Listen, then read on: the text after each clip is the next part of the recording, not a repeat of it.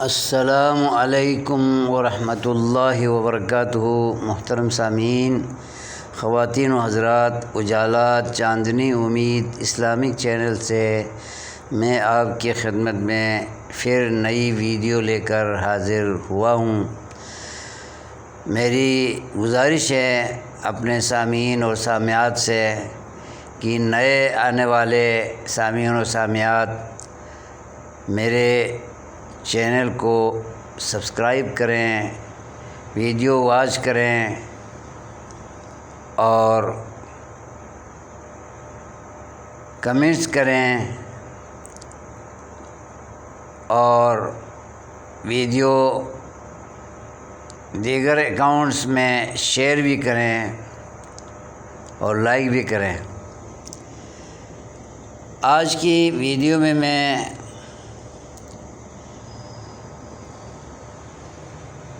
جمہوری نظام کی خرابیوں کی نشاندہی کرنا چاہ رہا ہوں اسلامی خلافتی نظام کے مقابلے میں۔ اسلامی اور خلافتی نظام کے تحت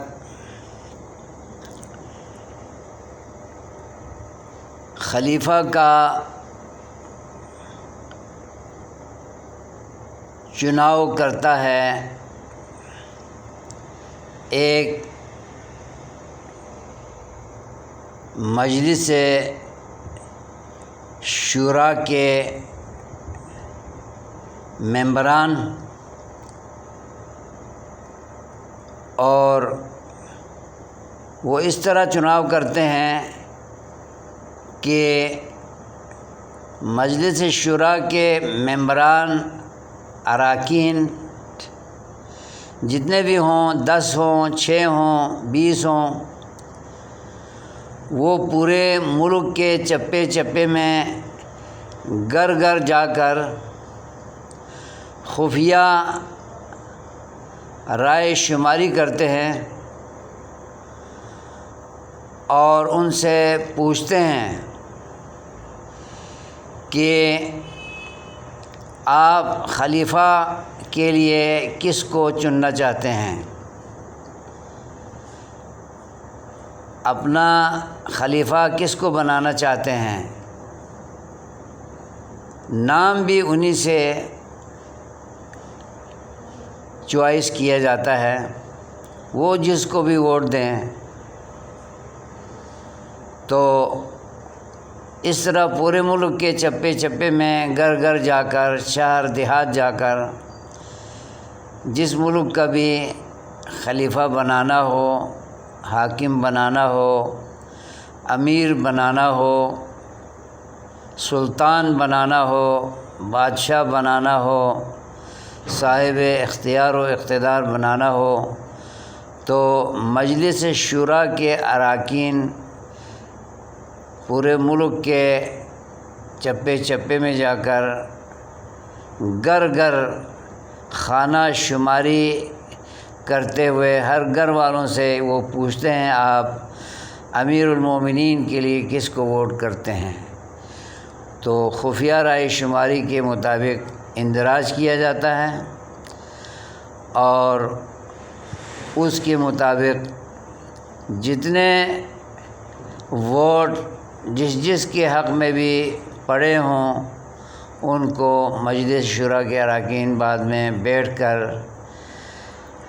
شمار کرتے ہیں اسلامی طرز انتخاب کے تحت، اور جس کے نام جتنے گھرانوں نے ووٹ دیا ہے تو اس میں جس کے ووٹ بڑھ جائیں اور اکثریتی ووٹ کی بنیاد پر پھر خلیفہ کے لیے جتنے بھی نام آئے ہوں ان میں سے جنہوں نے زیادہ ووٹ لیے ہیں، اور یہ بھی ہو سکتا ہے کہ کئیوں نے برابر ووٹ لیے ہوں، تو ان کو انفرادی طور پر مجلس شورا کے اراکین ان سے ملتے ہیں، مل کر یہ پوچھتے ہیں کہ اگر آپ کو مسلمانوں نے خلیفہ بنایا اور آپ کو یہ ذمہ داری سونپی گئی تو آپ ملک کو چلائیں گے، آپ اس کے لیے تیار ہیں؟ اگر وہ نہ کریں تو دوسرے کے پاس جا کر ان سے پوچھیں جنہوں نے ان کے برابر ووٹ لیے تھے۔ اگر وہ ہاں کریں تو بھی دوسرے کے پاس جا کر پوچھیں کہ اللہ نے اگر آپ کو خلیفۃ المسلمین امیر المومنین کے طور پر ذمہ داری سونپی، عوام کی طرف سے آپ کو امیر المومنین بنایا گیا، تو آپ اس کے لیے تیار ہیں؟ وہ اگر نفی میں جواب دیں ان کی مرضی ہے، اور اگر وہ ہاں کرے تو ان سے مل کر ان تمام ووٹ حاصل کرنے والوں کے پاس جائیں جنہوں نے برابر ووٹ لیے تھے۔ تو پھر ہر کوئی اگر تیار ہو جائے کہ میں خلیفہ بنوں گا، تو پھر مجلس شورا کے اراکین مشاورت کے لیے بیٹھے اور انہی میں سے جو سب سے بہتر ہوں، حکومت چلانے کے لیے صلاحیت رکھتے ہوں اور اہلیت رکھتے ہوں اور ملک و قوم اور اسلام کے لیے وہ مفید شخصیت ہو، تو اسی کو مسلمانوں کا سردار بنایا جائے۔ یہ اسلامی طریقہ ہوتا ہے۔ ہمارے ملک پاکستان میں جمہوری نظام کے تحت جو ووٹنگ ہوتی ہے اور جو طرز انتخاب اپنایا جاتا ہے وہ غیر اسلامی ہے۔ یہاں پر جمہوری نظام کے تحت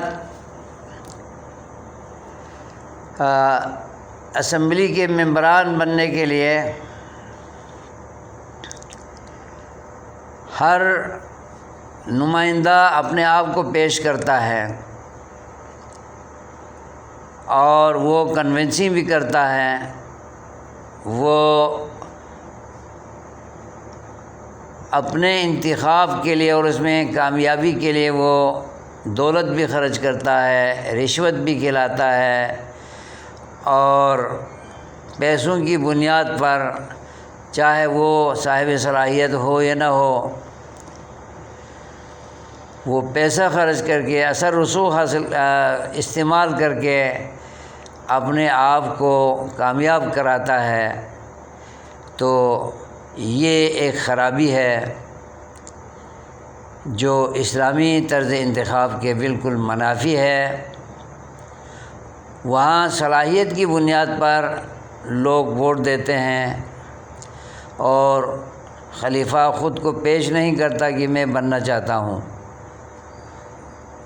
وہ عوام سے ان کے بارے میں رائے لی جاتی ہے کہ آپ کس کو ووٹ کرتے ہیں، نام نہیں بتایا جاتا۔ ملک کے عظیم لوگوں میں سے کس عظیم انسان کو، صاحب صلاحیت کو آپ ووٹ کرتے ہیں، یہ اسلامی طرز خلافت میں طرز انتخاب میں پوچھا جاتا ہے، خانہ شماری کرتے ہوئے گھر گھر جا کر۔ اور خلیفہ بننے والا اپنا نام نہ دیتا ہے نہ لیا جاتا ہے اس سے، جبکہ جمہوری نظام کے تحت اسمبلی کا ممبر بننے کے لیے ہر شخص اپنے آپ کو پیش کرتا ہے، اور یہ غیر اسلامی ہے اور اسلامی خلافت کے طرز انتخاب کے بالکل الٹ ہے۔ اور صلاحیت کو نہیں دیکھا جاتا جو پیسہ زیادہ استعمال کرے گا، اثر و رسوخ زیادہ استعمال کرے گا، عوام کو مرعوب کرے گا یا جھوٹی چند خدمات وہ پیش کرے گا اور جھوٹی امیدیں دلائے گا کہ مجھے ووٹ کرو تمہیں یہ فائدہ دوں گا، یہ منصوبہ لگاؤں گا، یہ اسکیم لگاؤں گا، یہ پروجیکٹ لگاؤں گا، تو وہ لالچ دیتا ہے، خود کو منتخب کرانے کے لیے کوشش کرتا ہے۔ اسلام میں اس طرح کے کسی انسان کو ذمہ داری نہیں دی جاتی۔ اسلام صلاحیت کو دیکھتا ہے، اہلیت کو دیکھتا ہے۔ صلاحیت اور اہلیت کی بنیاد پر مجلس شورا کے لوگ خانہ شماری کے تحت گھر گھر جا کے لوگوں سے خود رائے لیتے ہیں، آپ کس کو ووٹ کرتے ہیں؟ جو نام عوام دیں گے انہی کو ووٹ کر رہے ہوں گے، تو اس حساب سے امیر المومنین یا خلیفۃ المسلمین کا انتخاب عمل میں لایا جاتا ہے۔ اور جب کہ جمہوریت میں آدمی اپنے آپ کو پیش کرتا ہے، تو نبی پاک کا ارشاد ہے کہ جو شخص کسی عہدے کے لیے خود کو پیش کرے، اسلام اسے ٹھکراتا ہے۔ ہم خود امور خلافت چلانے کے لیے کسی بھی ذمہ داری کو سونپنا چاہیں تو صلاحیت کی بنیاد پر ہم سونپتے ہیں۔ یہی عمل نبی صلی اللہ علیہ وسلم کا تھا، یہی خلفائے راشدین کا تھا۔ حضرت عمر رضی اللہ عنہ نے جرنیل منتخب کرنا تھا تو سالم نامی غلام کو منتخب کیا۔ اللہ کے رسول نے حضرت زید بن حارثہ کو ایک دفعہ جرنیل بنا کر بھیجا، سپہ سالار بنا کے بھیجا، اور حضرت زید کی شہادت کے بعد حضرت اسامہ جو غلام کے بیٹے تھے اور آپ کے متبنہ بیٹے کے بیٹے تھے، تو صلاحیت دیکھی تھی انہوں نے کہ یہ جرنیل بن سکتے ہیں، ان میں طاقت ہے، جرأت ہے اور صاحب علم و فراست ہے، صاحب صلاحیت ہے، قوت اور بہادری ہے، دشمن پہ غلبہ پا سکتے ہیں،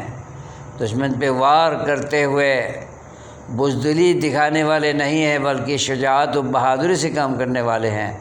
یہ صفت دے کر جنرل بناتے تھے۔ اور حضرت علی رضی اللہ تعالیٰ عنہ نے ایک دفعہ زکوٰۃ جمع کرنے کے لیے سفیر بن کے جانے کا مطالبہ کیا تھا، تو آپ نے دو وجوہات سے انہیں مسترد کیا تھا کہ علی، اولاً ہم جو عہدہ مانگتے ہیں اسے ہم عہدہ نہیں دیتے، یہ اسلامی طریقہ نہیں ہے۔ دوسری وجہ یہ ہے کہ یہ زکوٰۃ خیرات جمع کرنے کا جو کام ہے یہ اہل بیت کا کام نہیں ہے، یہ غیر اہل بیت کا کام ہے، اس لیے آپ کو ہم یہ ذمہ داری نہیں دیتے۔ تو یہاں سے معاملہ صاف کر دیا نبی پاک نے کہ جو عہدہ مانگتا ہے ہم اسے عہدہ نہیں دیتے۔ اللہ کے رسول صلی اللہ علیہ وسلم نے حضرت عمر، حضرت ابوبکر کو جو اپنی زندگی میں 17 نمازیں پڑھانے کا جو موقع عطا کیا، شرف امامت اپنی زندگی میں عطا کیا، یہ ابوبکر کے مانگنے سے نہیں ملا تھا۔ آپ صلی اللہ علیہ وسلم نے ان میں صلاحیت دیکھی تھی، اہلیت دیکھی تھی، شان دیکھی تھی، اور ان کو اس منصب کے لیے موزون اور مناسب آپ نے سمجھا تھا، تو خوبیوں اور اوصاف کی بنیاد پر، صلاحیتوں کی بنیاد پر آپ رضی اللہ تعالی عنہ کو نبی پاک صلی اللہ علیہ وسلم نے عہدہ امامت اپنی زندگی میں سونپا۔ 17 نمازیں آپ رسول پاک کی حیات میں، آپ کی بیماری کے ایام میں حضرت ابوبکر پڑھاتے رہے۔ تو اسلام میں عہدہ مانگنے پہ نہیں ملتا ہے۔ جنگ تبوک کے موقع پر حضرت علی رضی اللہ عنہ کو آپ صلی اللہ علیہ وسلم نے مسجد نبوی کی امامت پر فائز کر کے اور آپ کی واپسی تک امور مسلمین کو سنبھالنے کے لیے نائب بنایا تھا، اور کئی موقعوں پر حضرت عبداللہ بن ام مکتوم کو آپ نے یہ ذمہ داری سونپی تھی۔ اور کسی صلح میں جانے کی وجہ سے آپ صلی اللہ علیہ وسلم نے حضرت ابی بن کعب کو صحابہ کا امام بنا کر آپ ایک ملاقات کے لیے اور ایک صلح کے لیے آپ تشریف لے گئے تھے۔ جب آپ صلی اللہ علیہ وسلم واپس آئے تو نماز جاری تھی۔ آپ صلی اللہ علیہ وسلم نے حضرت ابی بن کعب کی امامت میں اقتداء میں نماز ادا فرمائی تھی۔ تو میرا کہنے کا مطلب یہ ہے کہ اسلام کا نظریہ طرز انتخاب یہ ہے کہ صلاحیت کی بنیاد پر حکومت کے عہدے کے لیے، خلافت کے لیے، سیادت کے لیے، سرداری کے لیے، سلطان بنائے جانے کے لیے کسی انسان میں صلاحیت نظر آئے تو اسے امت کے لیے، امت کی فلاح و بہبود کے لیے، ان کے معاملات کو چلانے کے لیے خود منتخب کیا جاتا ہے، نہ کہ آدمی خود اپنی خدمات پیش کرتا ہے اور اس کے لیے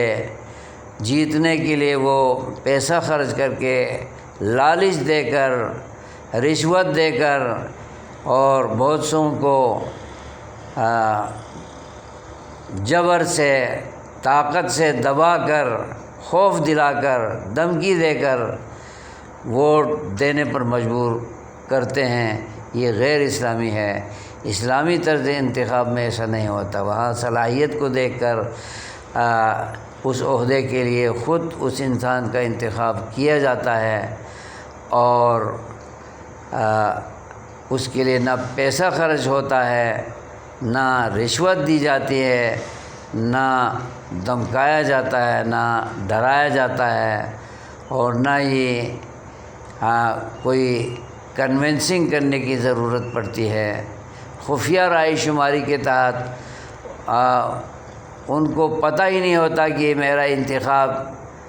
کیا جا رہا ہے یا نہیں کیا جا رہا، میرا نام اس میں شامل کیا گیا یا نہیں کیا گیا ہے۔ جب وہ انتخاب ہو چکتا اور آخری مرحلے میں ان سے ملا جاتا ہے کہ امت نے آپ کو اگر خلیفہ بنانا چاہا اور آپ کے حق میں ووٹ دیا، ہم آپ کو اس امر کے، اس عہدے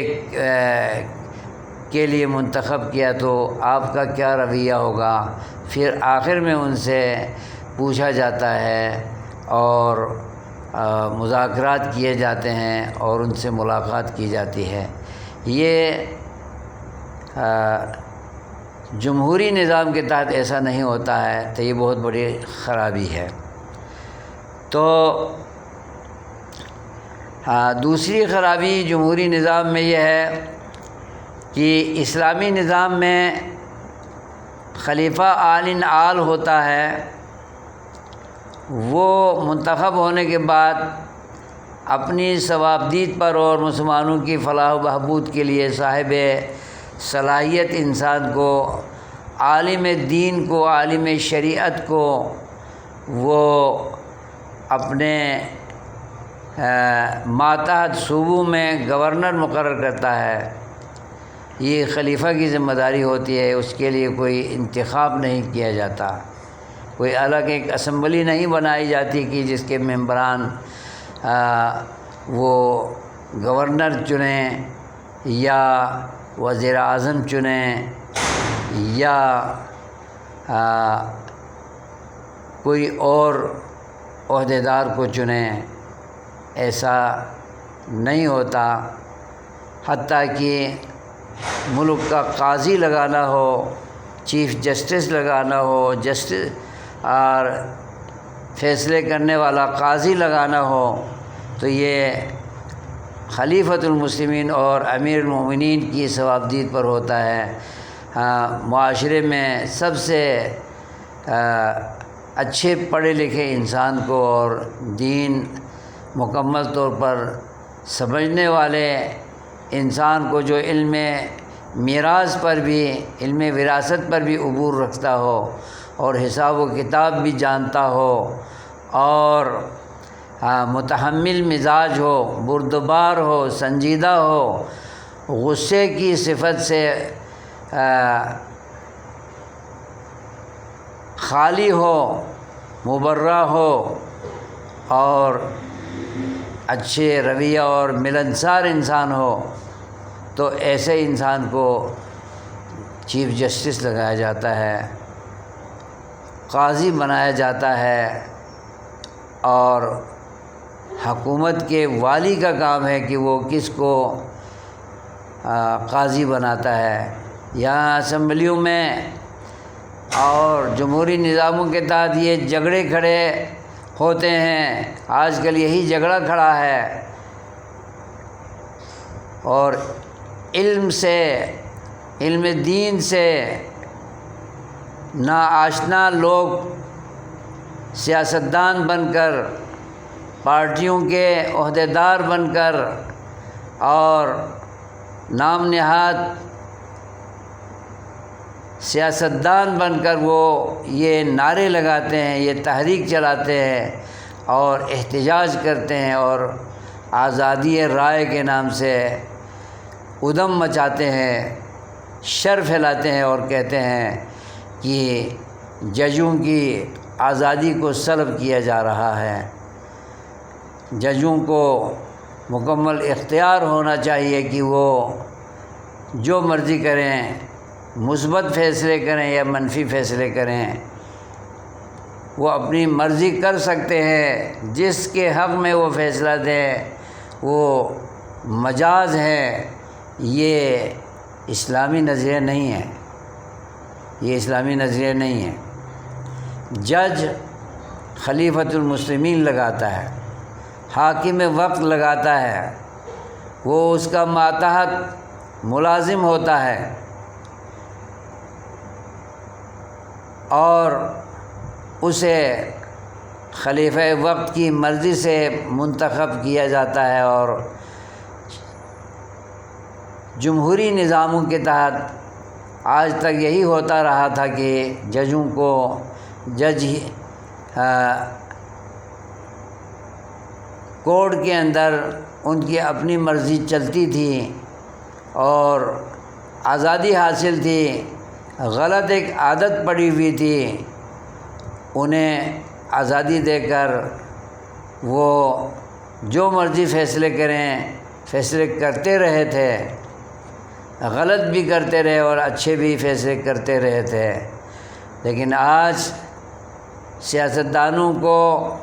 سنجیدہ لوگوں کو یہ سمجھ آ گئی کہ ہمارا یہ رویہ غلط ہے، اور جج اتنے فرعون بن چکے ہیں، اتنے آزاد ہو چکے ہیں کہ وہ سیاست میں دخل دے کر طرفداری کے اور جانبداری کے فیصلے دیتے ہیں۔ یہ ان کو آزاد رکھنے کی وجہ سے یہ خرابیاں کرنے پر تل گئے۔ ان کو حکمران امیر المومنین منتخب کرتے ہیں کہ کس کو جج لگانا ہے کس کو نہیں لگانا ہے۔ تو جمہوری نظام کے تحت جو ہو رہا ہے وہ سب خراب ہو رہا ہے، اور اب جو 26ویں ترامیم کے تحت اصلاحات کی گئی ہیں کہ سپریم کورٹ کا چیف جسٹس لگانے کے سلسلے میں یا کورٹ کے اندر جو جتنے بھی فیصلے سے تعلق رکھنے والے جج ہیں، وکلاء ہیں، ان کو جو عہدہ جس بیس سے دینا ہے اس کا اختیار اعلیٰ، اقتدار اعلیٰ یہ پارلیمنٹ کو ہو، وزیر اعظم کو ہو یا صدر کو ہو، تو یہ تھوڑا سا اسلامی نظام سے ملتا جلتا نظریہ ہے۔ تو اس میں بہتری ہے اور اس میں خیر ہے، لیکن شرپسند لوگ اس اچھے کام کو بھی برا کہہ رہے ہیں۔ ہم اگرچہ جمہوری نظام کو صحیح نظام نہیں سمجھتے، یہ مکمل اسلامی نظام نہیں ہے بہت ساری خرابیوں کی وجہ سے، لیکن چیف جسٹس کا تقرر کرنا اور کورٹ میں جو ججوں کو اختیار دیا جاتا ہے اور جس شعبے کے انہیں فیصلے کے ذمہ دار قرار دیا جاتا ہے، تو یہ صدر کو، وزیر اعظم کو یا پارلیمنٹ کو ہونا چاہیے، چونکہ جج ماتحت ہوتے ہیں، وہ آزاد نہیں ہوتے۔ وہ فیصلہ قانون اور آئین کے مطابق کریں، بلکہ اسلام کے نظریات کے مطابق کریں، اسلامی عقائد و نظریات کے مطابق کریں، اسلامی ذہن سے اور تعلیمات کے مطابق فیصلہ کریں۔ یہاں ایسا نہیں ہوتا ہے، بلکہ برطانوی قانون کے مطابق ایک فرسودہ ایک فیصلے کا ایک مجموعہ بنایا ہوا جسے آئین کہتے ہیں، اور نام نہاد کتاب و سنت پر مبنی آئین سمجھا جاتا ہے، جبکہ مکمل طور پر اسلامی نظریات کے مطابق نہیں ہے۔ تو میں سمجھتا ہوں کہ ہمیں اپنے تمام فیصلے، طرز انتخاب اور ججوں کی تقرری، تمام عہدوں کی تقرری یہ اسلام کے نظام کے مطابق ہو، خلافتی حکومتوں کے نظام کے مطابق ہو۔ خلفائے راشدین نے جو حکومتیں چلائی ہیں، خلافتیں چلائی ہیں، اسلام کے مطابق، اسلامی نظریے کے مطابق، جب تک ہم اس طریقے سے حکومتوں کو نہیں چلائیں گے، تقرریہ عہدوں کی نہیں کریں گے اسلامی نظام اور نظریے کے مطابق، تو کسی بھی ملک کا، خاص طور پر مسلمان ممالک میں خیر کے ساتھ حکومتیں نہیں چل سکتی ہیں، برکت نہیں ہوتی۔ افسوس ہے اسمبلیوں میں، حکومتوں میں علماء کرام بھی ممبر بن کر اسمبلیوں میں ہوتے ہیں۔ مجھے افسوس ہے ان جمہوری نظاموں کے ماتحت علماء کرام منتخب ہو کر آتے ہیں، اور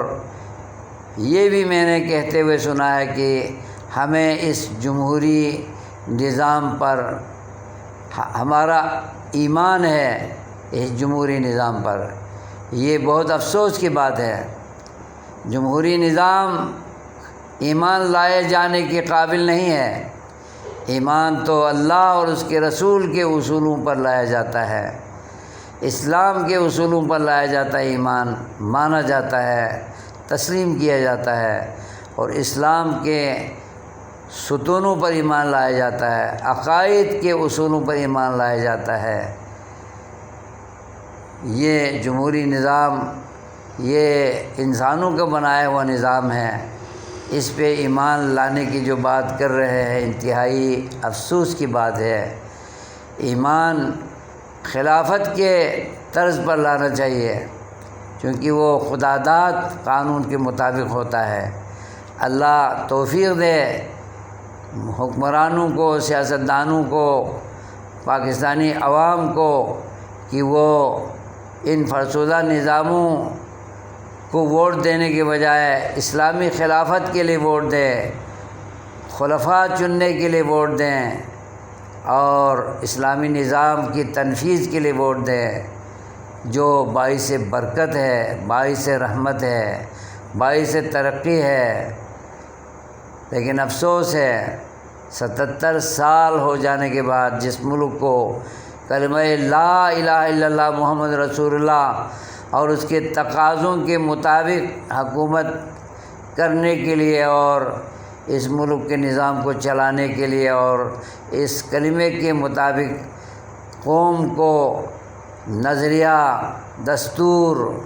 آئین دینے کے لیے جو بنایا ہے، لیکن آج تک جس مقصد کے لیے پاکستان کو حاصل کیا گیا تھا وہ زیرو سے آگے نہیں بڑھا ہے، اور اب تک سودی نظام چلا آ رہا تھا۔ ابھی ایک چھوٹی سی امید کی کرن سنا دی ہے 26ویں آئینی ترامیم کے تحت کہ 2028 سے سود کا خاتمہ ہوگا۔ ابھی سے سود کا خاتمہ کرنے میں کیا رکاوٹ تھی؟ جو خیر کا کام ہے، جو اللہ کا حکم ہے، اور جس کو کرنے سے، جس سود کو اپنانے سے اللہ اور رسول سے جنگ کے مترادف ایک بغاوت قرار دی گئی ہے۔ فَأْذَنُوا بِحَرْبٍ مِّنَ اللَّهِ وَرَسُولِهِ، سود پر ڈٹے رہنا، سودی کاروبار کی لین دین کو جاری رکھنا، یہ اللہ اور رسول سے جنگ کرنے کے مترادف ہے۔ تو اس لعنت سے آج ہی آزاد کیوں نہیں ہوتے، اور آج ہی قوم کو، پاکستانیوں کو، پاکستانی عوام کو کیوں رہائی نہیں دلاتے، کیوں آزاد نہیں کراتے؟ آج سے ہی بلا سود نظاموں کو چلانے کے لیے تیار کیوں نہیں ہوتے؟ اس کے لیے کئی سال اور لگانے کی کیا ضرورت ہے؟ اس میں مزید سوچنے کی ضرورت ہی نہیں ہے۔ لیکن چلو دیر آیت درست آیت کے تحت ہم انتظار کر رہے ہیں کہ 2028 دور نہیں ہے، مزید 3.5 سال باقی ہیں، 2028 کا سال آئے گا تو دیکھتے ہیں سودی نظام ختم ہو کر غیر سودی نظام بینکوں میں اور مارکیٹوں میں اور تجارتی معاملات میں قائم ہوتا ہے یا نہیں ہوتا ہے۔ ہم امید رکھتے ہیں کہ جو وعدہ کیا گیا ہے اس پر لوگ قائم رہیں، سیاستدان بھی اور عوام بھی، اور پاکستان کے تمام باشندے اس امید سے انتظار میں رہیں کہ 2028 کا جو سال ہے وہ سود کے خاتمے کا سال ہوگا، اور امت کو اس سود کی لعنت سے نکالنے کا سال ہوگا۔ اللہ کرے یہ وعدہ پورا ہو جائے۔ تو میرا کہنے کا مطلب یہ ہے کہ جمہوری نظام کے بہت سارے معاملات اسلام سے ٹکرانے والے نظام ہیں۔ اسلامی جمہوریہ پاکستان کہنے سے جمہوری نظام اسلامی نہیں ہو جاتا جب تک اس کے ہر شق کو، ہر دفعے کو اور ہر قانون کو اسلامی نہ بنایا جائے، کتاب و سنت کے ڈائریکٹ نام کے ساتھ انہیں تجویز جب تک نہ کیا جائے تو اسلامی نہیں بنے گا۔ اور بغل میں چھری منہ میں رام رام والی بات کہنے سے بات نہیں بنتی، اور منہ سے بھی رام رام کریں اور دل میں بھی رام رام ہو، اور بغل میں چھری رکھنے کی کوئی ضرورت نہیں ہے۔ ہم امید کرتے ہیں سیاستدانوں سے، عہدے داروں سے، وزراء سے، مشیران سے، وزرائے اعظم سے، وزرائے اعلیٰ سے، سینٹ اور قومی اسمبلی اور صوبائی اسمبلیوں کے ممبران سے، اراکین سے ہم توقع رکھتے ہیں، امید کرتے ہیں کہ وہ اسلامی نظام کے لیے تیار ہو جائیں، اور ادخلوا فی السلم کافہ کے تحت کہ اسلام میں سب کے سب داخل ہو جائیں اور کلی طور پر ہو جائیں، کچھ باتوں کو مانیں اور کچھ باتوں کو نہ مانیں۔ اتؤمنون ببعض الکتاب وتکفرون ببعض، اللہ تعالیٰ نے اس بری صفت کے حوالے سے یہود و نصارہ کی مذمت بیان کی ہے۔ اے یہود و نصارہ، تم تورات اور انجیل کے کچھ حصوں پر ایمان لاتے ہو اور باقی حصوں کے ساتھ تم کفر کرتے ہو، انکار کرتے ہو، اس کے مطابق تم نہیں چلتے ہو۔ تو ہم نے قرآن کے مطابق بھی قرآن کے بارے میں بھی یہی ہم نے سوچ اور رویہ قائم کر رکھا ہے کہ اپنی مرضی سے چند چیزوں کو تسلیم کرے اور اپنی مرضی سے بہت سارے امور کو اگنور کرے اور تسلیم نہ کرے، نافذ نہ کرے، اور مکمل طور پر ملک پاکستان میں جو اسلامی مملکت کے نام سے حاصل کیا ہے اس میں اسلام نافذ نہ ہونا اور کچھ باتیں اسلامی کر کے بہت سارے امور اسلامیات کو، امور ایمانیات کو ٹھکرا دینا، یہ فراڈ ہے، یہ اللہ اور رسول کے ساتھ غداری ہے اور بغاوت ہے۔ اللہ تعالی ہمیں سمجھ دے اور پاکستان کو اسلامی خلافت کا مملکت بنا کر دم لینے کے لیے سب کو سوچنا چاہیے اور اس پر جلد عمل کرنا چاہیے۔ اور کیا ہی اچھا ہوگا کہ ہم مسلمان کتاب و سنت کو حاکم مانیں اور کتاب و سنت کی حکمرانی کے تحت ہم چلنے والے بن جائیں، عمل کرنے والے بن جائیں، تو پاکستان ترقی کی اوج ثریا پر بھی پہنچ سکتا ہے اور اس کی سرحدیں بھی محفوظ ہو سکتی ہیں۔ جذبہ ایمانی سے ہم مکمل طور پر سرشار ہو سکتے ہیں۔ یہ خواب اللہ تعالیٰ جلد پورا کرے اور سب کا ذہن اس اچھے طریقے پر چلنے کے لیے تیار ہو جائے اور اس اسلامی جمہوریہ پاکستان کو ایک مکمل اسلامی مملکت کا نام مل جائے اور کام بھی اسلامی آئین و قانون کے مطابق، کتاب و سنت کے مطابق بن جائے تو بہار ہی بہار آئے گی اور دنیا ہماری، پاکستان ہمارا جنت بن جائے گا۔ آمین یا رب العالمین۔ السلام علیکم ورحمۃ اللہ وبرکاتہ۔